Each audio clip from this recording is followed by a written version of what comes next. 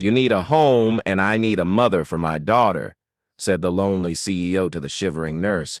It was snowing that night, the kind of heavy, silent snowfall that blankets the world in white and muffles all sound but the beating of your own heart. Beneath a flickering street lamp near the hospital's emergency exit, she stood cold, exhausted, and utterly alone. Her hospital scrubs were damp from the snow, her shoes soaked and her hands tucked into the armpits of her thin jacket. She hadn't planned on being homeless. No one ever does. Her name was Claire Bennett, a pediatric nurse whose life had fallen apart piece by piece. First, her mother passed, leaving her with no family left. Then, after a messy breakup with a long-term boyfriend who left her with debt and nothing else, she'd lost her apartment when the rent increase outpaced her paycheck. For the past few weeks, she'd been sleeping in the hospital break room when she could, and in her car when she couldn't. That night, as she tried to light a cigarette with numb fingers she hadn't used in years, a sleek black car pulled up. The driver's window rolled down slowly, revealing a man in a dark coat with piercing eyes and a daughter asleep in the back seat. Claire glanced over, preparing herself for either a judgmental stare or someone asking for directions. What she got instead was a sentence that would change her life. "You need a home," he said softly, yet clearly. "And I need a mother for my daughter." Claire blinked, unsure if she'd heard him right. "Excuse me?" He stepped out of the car. He was tall, imposing, with sharp features softened only slightly by the worried look in his eyes. "You're the nurse who stayed past your shift last week, right?" "My daughter was admitted for pneumonia." "You held her hand the whole night." Claire nodded, still confused. She remembered the little girl, Lily only 6, with wide eyes and a constant cough. "I'm sorry," she said, brushing snow off her sleeve.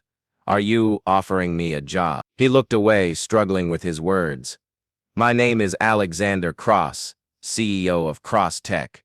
My wife died 2 years ago. Lily hasn't smiled since. She only smiles when she's with you." Claire's heart tightened. She'd lost people too. She knew the kind of ache that lingered in a child's silence. "I know this sounds crazy," he continued, his breath visible in the freezing air. "But I've tried nannies, therapists, tutors. No one has reached her the way you have. You don't just care for kids, you love them. I saw it. So I'm asking, desperately, come home with us. Be her live-in nurse or nanny or just someone who makes her laugh again." Claire laughed, a little bitterly. "That sounds a lot like hiring a stranger to play house." "I know how it sounds," he replied. "But this isn't charity, it's an offer. You need a place to stay. Lily needs someone who can love her the way her mother would have."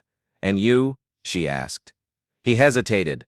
"I need to remember what it feels like to come home to someone." The weeks that followed were awkward, beautiful, and full of healing. Claire moved into the guest room of their massive mansion tucked in the hills outside the city. It was like stepping into another world, heated floors, a fireplace in every room, and a little girl who watched her silently from the staircase like a ghost waiting to be seen. Claire never tried to replace Lily's mother. Instead, she told stories. She painted with her. They baked cupcakes and made a mess of the marble kitchen. She didn't force the child to speak. She simply made it safe for her to exist. Alexander watched from a distance at first. He was quiet, consumed by work and grief. At night, Claire could hear him pacing his study. But as days turned to weeks, his eyes grew softer when they landed on his daughter's laughter, on Claire's smile, on the warmth returning to the cold house. But not everything was smooth. Rumors spread fast when a nurse moved into a CEO's home. The media labeled her a gold digger. Some of Alexander's board members questioned his judgment. Claire offered to leave more than once, but every time, Lily would cry and cling to her. And Alexander, he'd simply ask her to stay, not with desperation, but with need. Still, the biggest challenge wasn't the press or the gossip. It was fear. Fear of falling for someone when you've lost everything before. Fear of building something only to see it collapse. Fear of being vulnerable again. One night, after Lily had fallen asleep, clutching the teddy bear Claire had sewn for her, Alexander sat beside Claire on the garden bench. The stars above sharp and brilliant.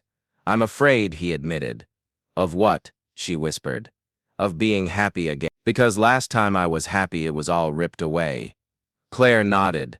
"I'm afraid too." He looked at her then, really looked. "But you're still here." She smiled softly. "So are you," and in that moment, something shifted. It wasn't a dramatic kiss or a declaration. It was a quiet understanding.